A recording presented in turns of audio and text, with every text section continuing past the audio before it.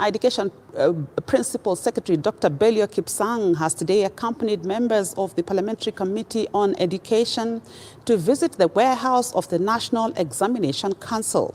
This comes following complaints from parents and teachers about the controversial 2023 KCPE exam results. The PS, however, said there were no errors in marking the recently announced KCPE results. Our reporter Dolly Mwirigi begins our bulletin tonight.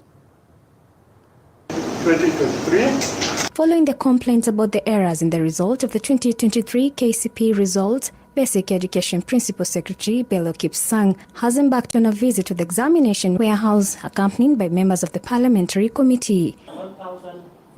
Teachers and parents have expressed their concerns over the error seen in the result, prompting the PS to investigate the matter. However, Kipsang says that there were no errors in the marking of the 2023 KCPE. The results that we give on the day that we are releasing are provisional results. Until those results are confirmed and become results, at that point we still have those 30 days within which to correct any errors that might be the caps that we are saying, because we cannot fail to activate the cap that is there when we have been able to identify what the cause of that cap is.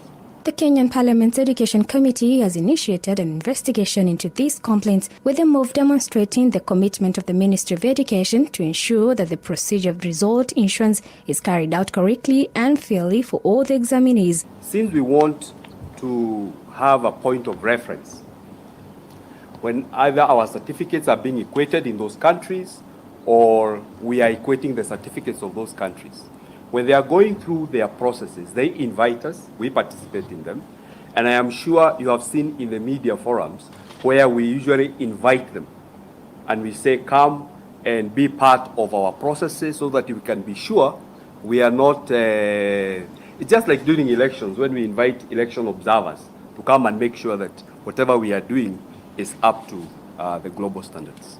When they say they are best students, that is their best in accordance with the tests that they run and all, but on the actual day that the student is assessed, you don't know the circumstances that that student may have been, the status of that student at the day that they were doing the examinations, that may disrupt the performance of the student.